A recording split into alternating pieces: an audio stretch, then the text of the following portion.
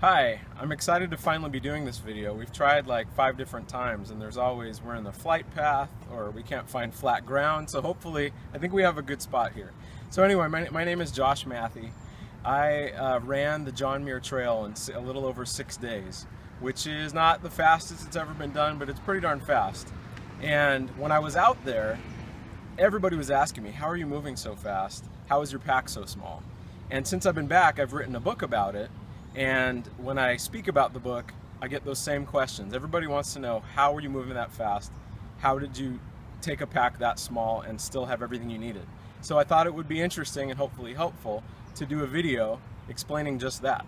So what we're going to do today is go over my exact gear that I took. Everything is exactly what I took, my gear and my food. We'll break it up into 2 sections. We'll do my gear and then we'll go over my food. All right, so let's get right down to it. First thing is my pack. I did a lot of research, and when I first started backpacking in the 80s, there was no such thing as lightweight backpacking. We took ice chests and stakes. Now there are so many options for lightweight, very packable stuff that it's incredibly overwhelming. So I hope this is helpful to you. I've done a lot of the groundwork for you. The reality is there's probably other great items out there since I bought this stuff. So do your own research, but this is what worked for me.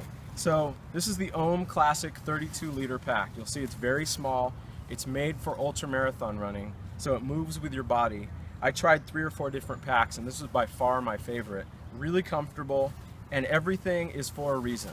I put some easily accessible food in these front pouches. Other things I might need quickly I put in this top pouch, and then everything else I just stuffed in the main compartment, and it worked great, very comfortable, moving over 30 miles a day. I use this pack now all the time, even to travel. All right, other things. I brought a little camera, Casio XLM 8.1 megapixels. You could use your phone. I wanted something. I took a little video journal while I was out there, and I took a few pictures. I didn't bring any batteries. Again, I went extremely minimal. I encourage you to do the same. Think about, what do I need versus what do I want? And if it's not a need, cut it out. Because when you're climbing up 13,000, 14,000 foot passes, you're going to want to be as light as you can be, and you're going to thank me. You don't need a stool, you don't need an ice chest, you don't need a saw. You just need food, water, some sleeping things, and to stay warm. That's pretty much what you need. A headlamp, you do need a headlamp. You don't want to skimp on that. This is a Remix, a Princeton Tech Remix. At the time when I bought it, and I think it's still true now, is the lightest, brightest option available. And I trail run in this thing at night all the time. I actually bought one for my sister so we could do Leadville together. Great little headlamp, only like 30 bucks. Sterapen Adventurer. This thing is my American Express. I don't leave home without it. Instead of heavy, cumbersome filtering equipment, this is what's going to keep your water clean.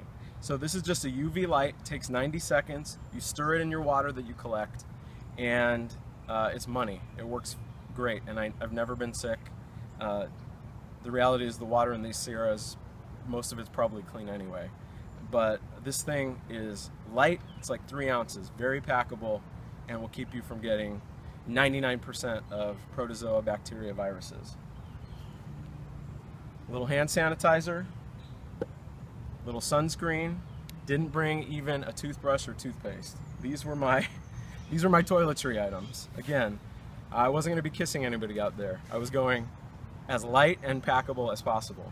A very small first aid kit. I think this is a must. There's not a bunch in here, but it's some very basic, if I cut myself, there's Band-Aids, some ibuprofen, some Aleve, some stuff for blisters. Not much else, and it's in a little waterproof.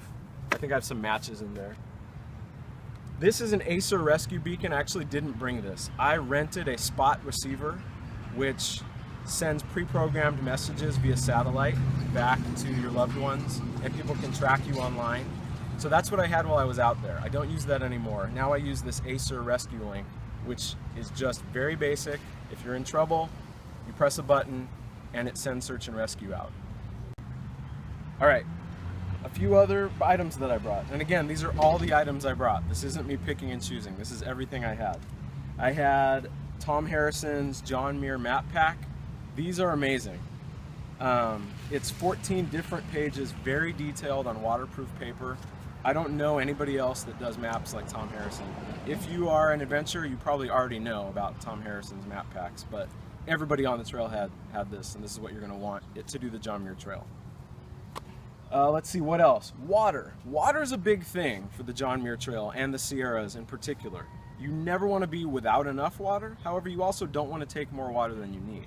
So there is an abundance of water, clean, fresh water everywhere, lakes and streams in the Sierras. So don't take more than you need. When you're going up those passes, you're not going to want to have 10 pounds of water. I had about 17 pounds with me all together, everything we're looking at today, including food and water. And there's no reason you can't do that as well. So what I did for water is I had a platypus that slid into the back compartment of this pack. Filled this with water. This is what, 60 ounces? So it would last me for most of the day. I would just sip on it. It had a hose that I attached to my front pouch. And then I had this backup water bottle. So I would drink out of both. Mostly I used the backup water bottle as backup. I would scoop water from a lake or a river as I passed by, and if I didn't feel like stopping, I wouldn't. I would use the Sterapin to purify it at some point, and then I would dump it into the main pouch. You definitely don't need more than 2 little containers for water in the Sierras, or at least on the John Muir Trail. Bear can, we'll go over food in a second, but I want to go over the bear can separately because it really impacted my trip. I did not bring a bear can on my first attempt, and a bear got my food in Lyell Canyon in the back of Yosemite. He climbed up a tree 15, 20 feet, stuck out a big claw, cut the bottom of my food bag, and ate all my food, even though I tried to scare him away. So I learned the hard way, you have to bring a bear can. Plus, Yosemite will make you legally carry a bear can. And then for the remainder of the trail, it's highly encouraged. You're gonna wanna do it. So I didn't wanna carry the weight, I didn't wanna carry the bulk, but you just have to suck it up and do it.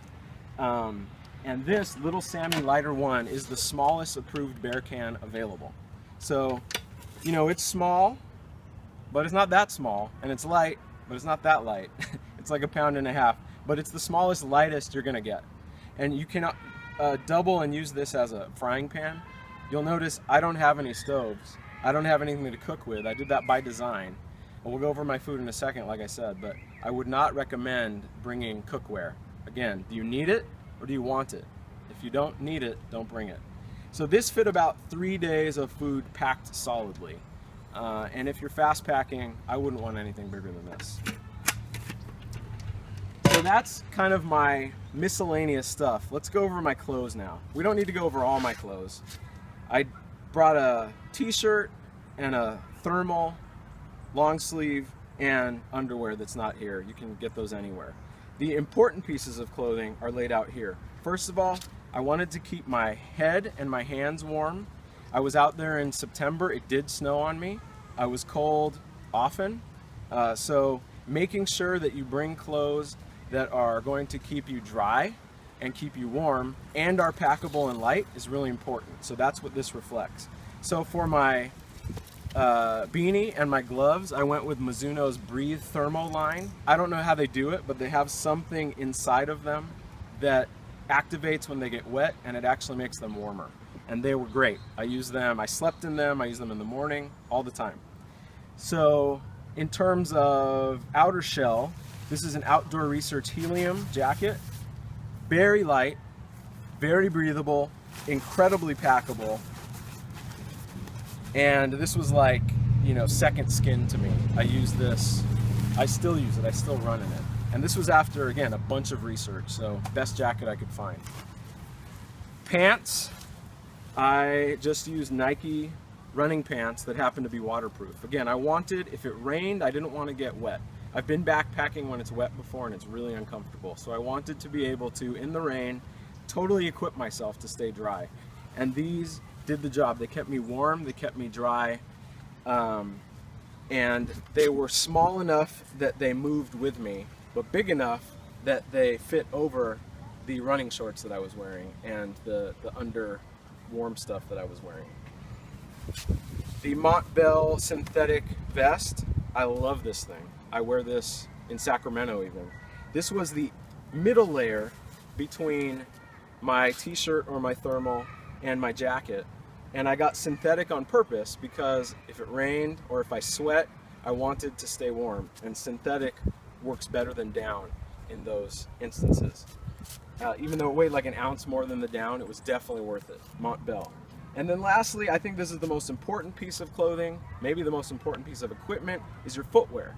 Because you're going, the John Muir Trail is 212 miles, then you have to get down to Whitney Portal, 223 miles of jagged high Sierra earth.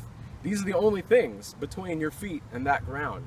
So you need to make sure that they're durable, that they're strong, that they're comfortable, that they're breathable. You're gonna really need to spend some time and some money figuring out what footwear works best for you. I will say I encourage you to use trail running shoes if you're trying to move fast in the mountains, not big heavy boots. These are the New Balance Minimus 110s. They're my favorite, but that doesn't mean they're gonna be your favorite. Find what works for you, but go light, go minimal. So that's my clothes, that's my gear. Let's go over the sleeping stuff. So my tent, I was really committed. Again, I've been in the mountains in the rain, and I've been in the mountains when there's a bunch of mosquitoes. I hate both, so I wanted something that would keep the rain and the mosquitoes away.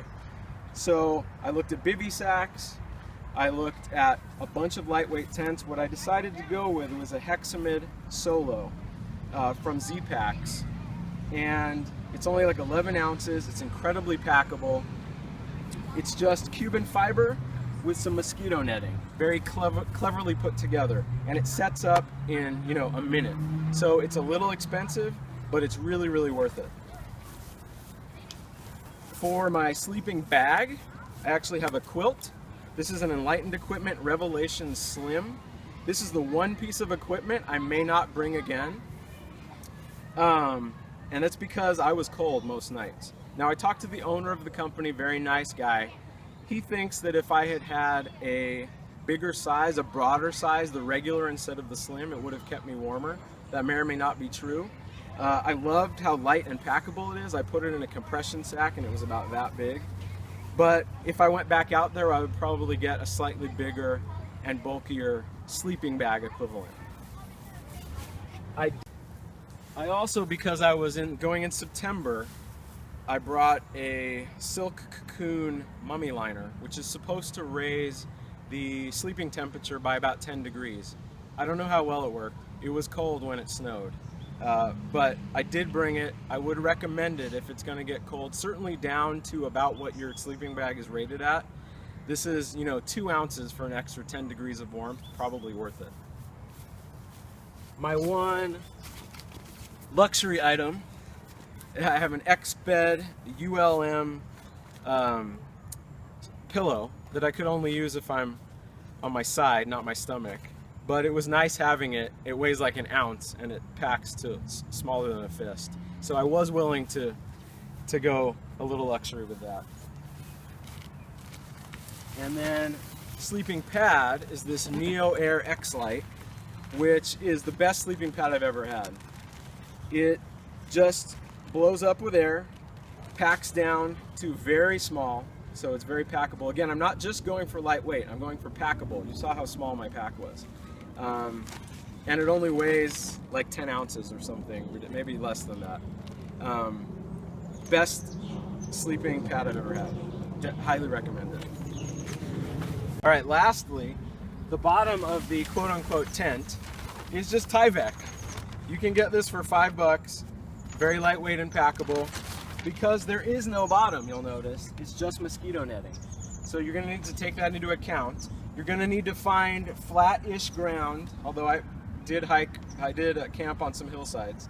Flat-ish ground, and be able to sink stakes in, or if you really have to, put down some heavy stones. I did that, it doesn't work very well. You're gonna wanna find, as best you can, a place to stake out your tent. Otherwise it doesn't have form and structure. All right? And then it just comes with a little pole. So that is all of my stuff. And again, all of that weighed less than 20 pounds. And there's no reason you can't do that as well. Just really think about, do I need this? Do I want to be carrying this up a 14,000 foot mountain? If the answer is no, don't bring it.